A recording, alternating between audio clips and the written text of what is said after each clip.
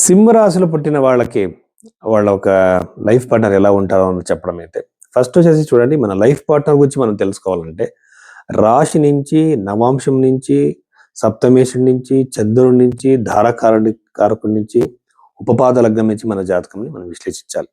అప్పుడే మనకు సరిగ్గా మన లైఫ్ పార్ట్నర్ ఎలా ఉంటారో వాళ్ళ క్యారెక్టరిస్టిక్స్ అన్ని తెలుస్తుంది అనమాట. కానీ జనరల్గా మనం చెప్పేటప్పుడు రాశి నుంచి ఒక 25% ఈ క్యారెక్టరిస్టిక్స్ మీ లైఫ్ పార్ట్నర్లో ఉండవచ్చు. అలా చూసినప్పుడు ఈ యొక్క సింహరాశిలో పుట్టిన వాళ్ళకి లైఫ్ పార్ట్నర్ వచ్చేసి కొంచెం ఈ సింహరాశి వాళ్ళకి పెళ్లి డిలే అవుతుంది, కొంచెం డిలే అవుతుంది అనమాట.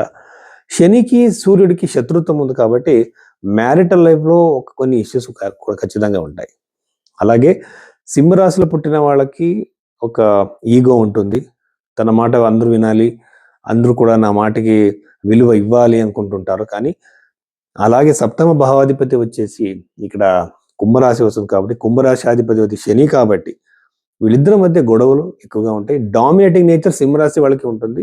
అక్కడ కొంచెం మెచ్యూర్డ్గా ఆలోచించడము, స్లోగా డిసిషన్స్ తీసుకోవడము, ఇలాంటి క్వాలిటీస్ సింహరాశిలో పుట్టిన వాళ్ళ ఒక లైఫ్ పార్ట్నర్గా ఉంటుందన్నమాట. అలాగే సింహరాశిలో పుట్టిన వాళ్ళ లైఫ్ పార్ట్నర్ వచ్చేసి ఏజ్లో డిఫరెన్స్ ఎక్కువగా ఉండే అవకాశాలు ఉంటాయి. యూజువల్గా ఒక 5 years 6 years డిఫరెన్స్ ఉంటుంది. నా ఒక అబ్జర్వేషన్లో ఏజ్ డిఫరెన్స్ ఎక్కువగా ఉంటుంది. మెచ్యూరిటీలో కూడా వీళ్ళ లైఫ్ పార్ట్నర్ చాలా బాగా ఆలోచిస్తారు. అలాగే ఈ రాశిలో పుట్టిన వాళ్ళకి, ఈ సింహ రాశిలో పుట్టిన వాళ్ళకి మ్యారిటల్ లైఫ్లో పెద్ద పెద్ద ఇష్యూస్లు ఉండవు. కానీ ఒక్కొక్కసారి ఏమవుతుందంటే లైఫ్ పార్ట్నర్కి వీళ్ళకి విషయాల గురించి, ఎన్నో విషయాల గురించి మిస్అండర్స్టాండింగ్స్ ఎక్కువగా ఉంటుంది. అలాగే కమ్యూనికేషన్ గ్యాప్ కూడా ఉంటుంది అనమాట.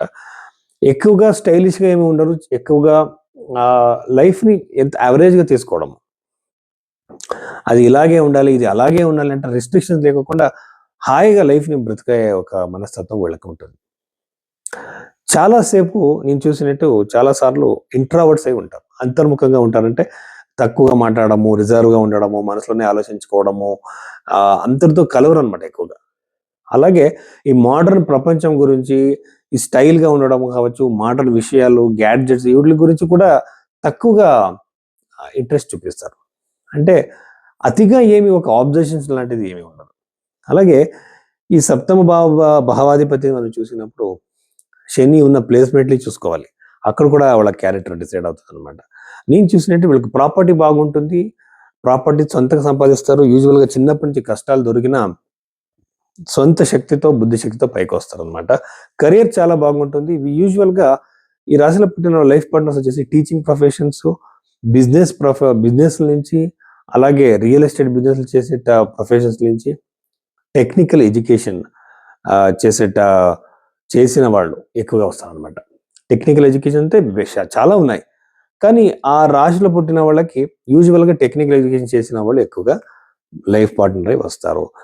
ఫైనాన్షియల్ పరంగా కూడా చాలా బాగుంటుంది వీళ్ళ లైఫ్ పార్ట్నర్కి వచ్చేసి ఫైనాన్స్ చాలా బాగుంటుంది. ఎందుకంటే మీనరాశి వస్తుంది, ద్వితీయ భావం. సో మీనరాశి వచ్చేసి 12వ భావం కాలచక్రంలో. కానీ మనం ఈ ఈ ఒక మీనరాశిని చూసినప్పుడు యూజువల్గానే ఫైనాన్షియల్ ఉంటారు. అలాగే అతిగా ఖర్చు పెట్టేట మనస్తత్వం ఏమీ ఉండదు. అన్ని బ్యాలెన్స్డ్గా తీసుకువెళ్ళడము, కెరియర్ బాగుంటుంది, బిజినెస్ చేసేట మనస్తత్వమే వీళ్ళకి ఎక్కువగా ఉంటుంది. యూజువల్గా ఒకసారి మనకు చాలా స్వార్థపరులుగా కనబడతారు లైఫ్ పార్ట్నర్. కానీ అలా కాకుండా చాలా మెచ్యూర్డ్గా ఆలోచించి ఏ విషయానికి ఎంత విలువ ఇవ్వాలి అని వాళ్ళు ఫస్ట్ తెలుసుకొని ఉంటారు అనమాట.